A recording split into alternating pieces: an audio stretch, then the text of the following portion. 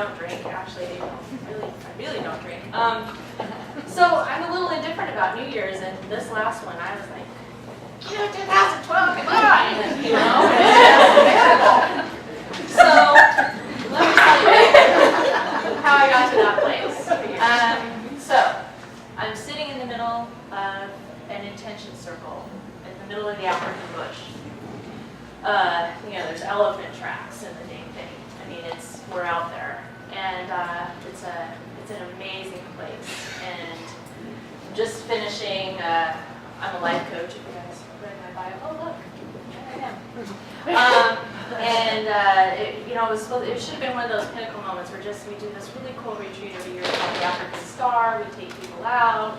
It's like life coaching plus safari plus lions and elephants and stuff like that. So, and I was with my mentor, who's this amazing woman, Martha Beck, and it was just should have been everything. And we're out in the middle of the bush. I mean, the trackers and stuff kind of cleared the area, but honestly, I mean, anything can be out there. Giraffes are looking on. So we're in this circle. We're wrapping up the retreat. And we're all there to set our intentions about our life going forward. And again, it should have been the best moment of my life, and I was miserable. It was awful.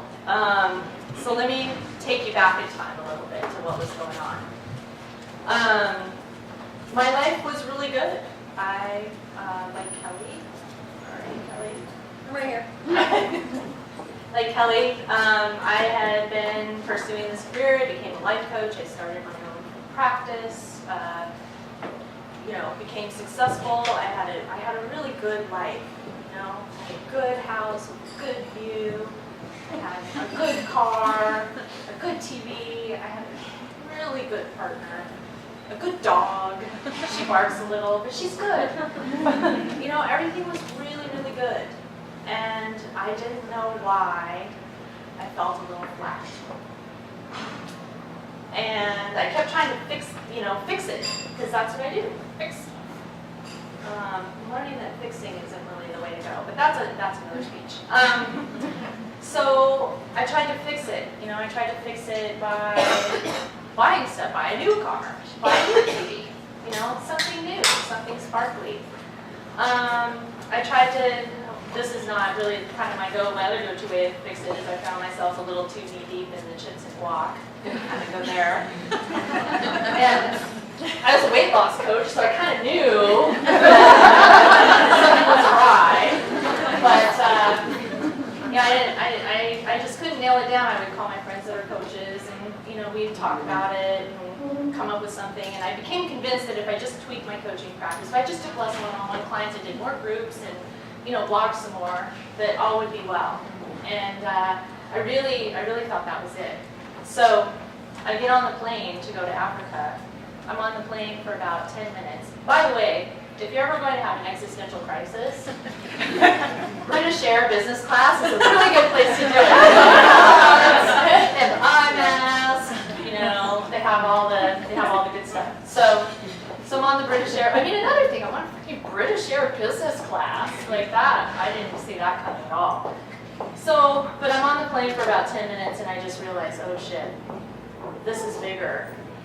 This is bigger than, a little life revamp, a little light remodel of the house or a new couch. I really needed to do some major reworking of my life.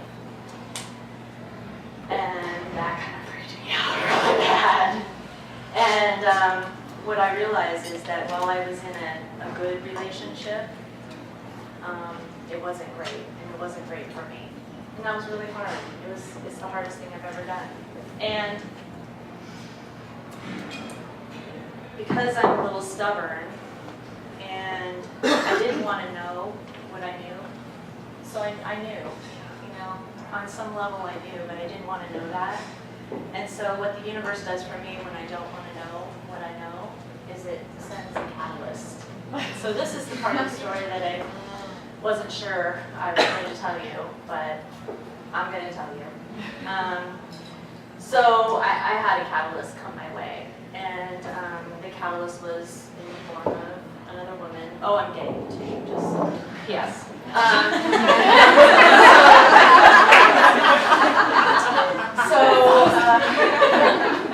Just so, I mean, because then I have to draw a diagram or something.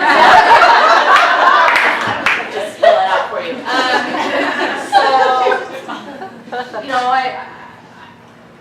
And PPS, anytime I have said, I will never do that. I will never have an affair. I will never leave Seattle. I will never, I don't know what, I'm not even saying it anymore because it's freaking scary. I kept saying I'll never bungee jump, and I'm pretty sure I won't, but if you see me strapped around the ankles and falling off a bridge, you'll know what happened to me. So anyway, this catalyst comes in the form of another woman. You know, Tawdry's story, that's a whole other speech. But what she was a wake-up call. And I wish that it didn't have to, I wish it didn't happen that way. I really don't, but that's how it happened for me. And I wish that my life was great, and I wish that my partnership was great, but that wasn't how it was. And so to come back to the intention circle, we all go around and set our intentions, and I set mine. Mine just kind of comes out. It's to live the wild life with faith and passion, is what I say. And I'm like, oh, shit. So then talk about the hero saga. I immediately set out to forget that I said that. No, I did not say that. But I can't unknow what I know. And now I knew. Now I knew I needed to take that long 30-hour flight back home. Triple PS. When you're taking the long flight home and you know that you have to go tell somebody that you love for 10 years that it's time to make a change, and then you've reached some wreckage, don't listen to Adele's album 21.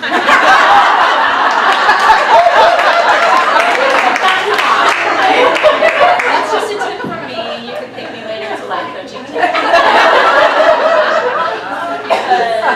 Because you know it's really been I know on there. No, they play Adele in the movie then.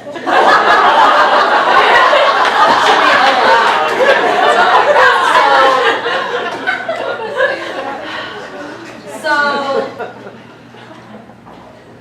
that was just a red hot mess, let's just say. Total freak out. And then I really just embarked on, but I knew I wanted more. I wanted a great life. And there was something inside me that I couldn't deny. So I set about, first there was a lot of grieving and wreckage and sadness and finding out a lot about who I was. And of course that relationship, that catalyst relationship fell apart and I got dumped. And you know what? That was the best thing that ever happened to me right there, and or one of them. And I learned a lot about myself. And then and then after I was sad and enraged and everything else, and the divorce was over, just quick side note, I know. But did you know that you can actually not be legally married? Well, before the law passed, you could not be legally married in Washington State, but you had to get legally divorced. There's a tip for you. So anyway, I digress. So after all that, I began to track. And that's the other piece is, so how I got to where I am now is I began to, first I told myself what I know. I let myself know what I knew instead of denying what I knew.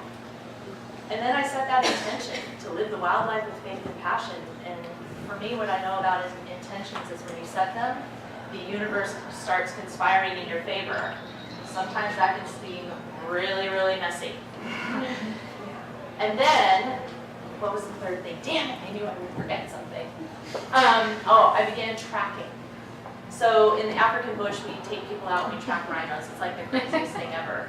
But rhinos, you don't go, let me see, where would a rhino go? You know, you don't sit there and think about it and move your way forward. You look, but you also sort of feel your way forward, you know, and rhinos sort of move like this, so it's a very non-linear process of tracking. So I began to track my life forward. And here I am today. I mean, this is part of my hot track, is I started to write a book. I realized I became obsessed with stories, and I realized I wanted to tell my stories.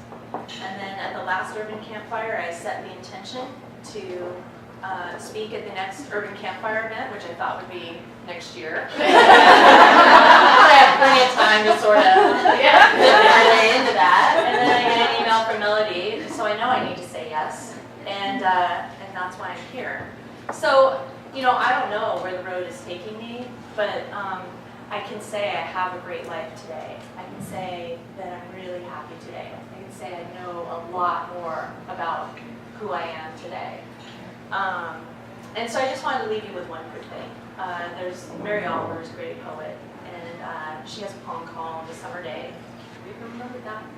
And there's just one line from it that I really like that inspired my intention, and it is, oh no, I'm gonna forget it. It's, tell me, let's see, tell me, what is it you plan to do with your one wild and precious life? Thank you.